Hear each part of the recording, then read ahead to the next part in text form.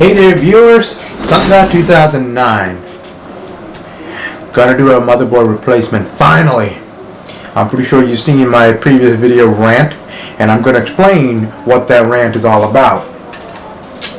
This was the original board inside this Panasonic CFC1, and I wanted to do a motherboard replacement video that might help some of you out if you own one of these. Apparently there's two different boards, and I finally realized that I have made a mistake in getting a different size board because I didn't even think about yeah, I did make a mistake, but still the problem is the two screw holes are identical. In fact, these boards are identical. They're both identical. And I will show you that right now. You can see there's a hole right here, here, and here. Now, I'm going to take this heatsink off. Just bear with me for 1 minute. And I'm going to show you what makes this one so identical. Almost look alike, but let me take this apart.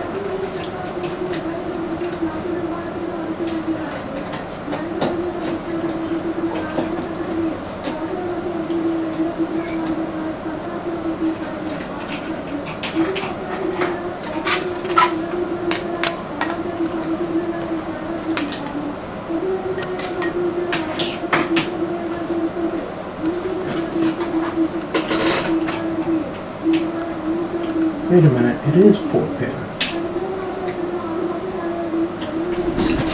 Alright. Here's the CPU. Right here, here, and here. Now, I don't know if the camera is picking that up. It's probably, yeah. I apologize for that. Yeah, you have screws here, here, and here. This replacement one has screws here, screws here, right here, and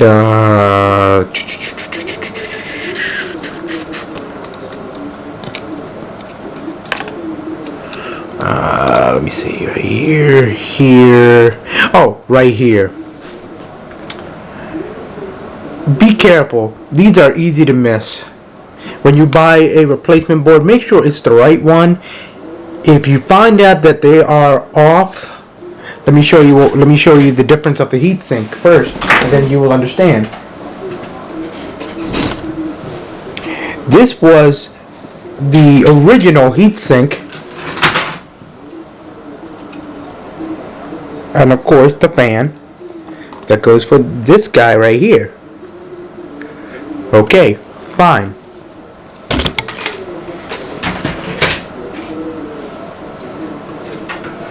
This is the heatsink that goes for this board.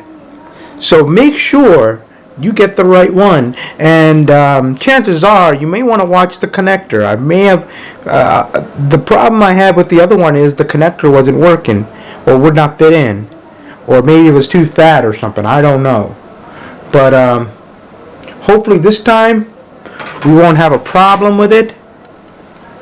I'm going to get the camera positioned and just show you the process of installing the motherboard, and hopefully all goes well. I tested the board, it works. Again, before I done anything, I made sure the board worked behind camera. It does work. I will be showing it to you as soon as we get this done. So enjoy watching me go through the process. This should be a simple process, hopefully. Of course, what's good is a CPU? What good is it to work on a CPU and a GPU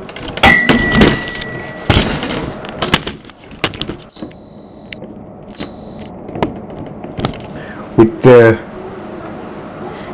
Insignia. Yeah, the Insignia thermal paste. Any thermal paste will work. It's fine. It's not going to hurt anything. Just make sure you put enough amount and it will be fine. It'll work. It'll run like a dream. So I'm going to start off with the GPU. I am aware that that's a bit too much, but it's enough.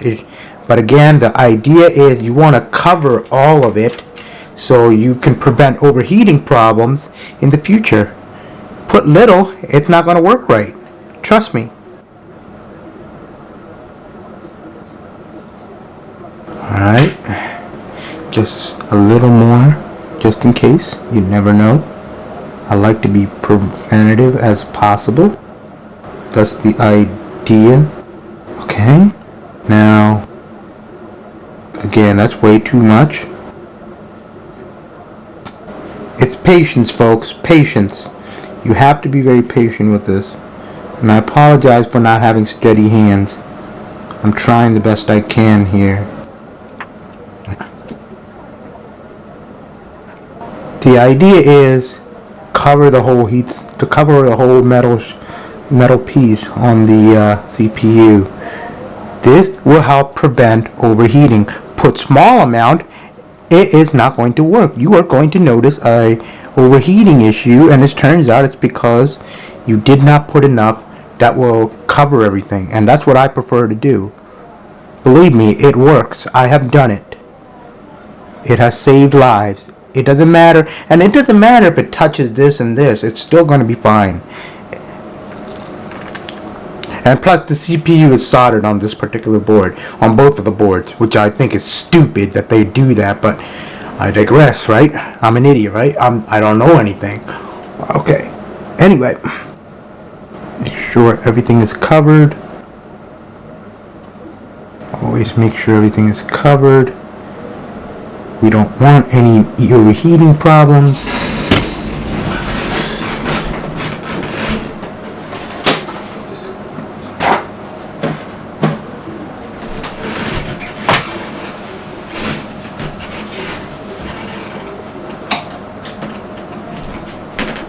Just to prevent an extra hassle, just pour a little bit here.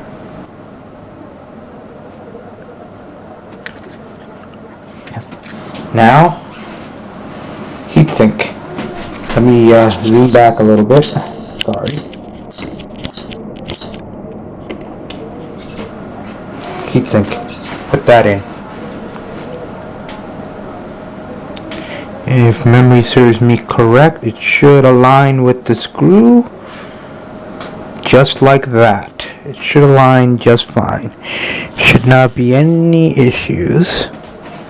This is the part I'm going to hate. I'm going to try to, because the way, again, it's this design that they come up with. I mean, why couldn't you have done it in the front? Couldn't it have been easier?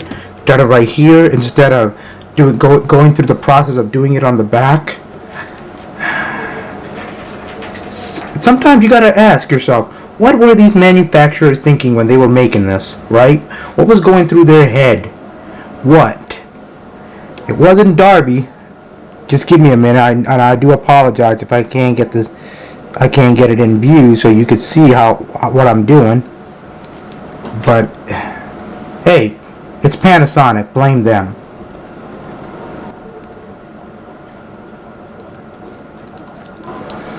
Sorry about that. I'm trying to do the best I can to give it to you. It's very difficult. I wish I had one of those head cameras. That would be nice. GoPro head cams.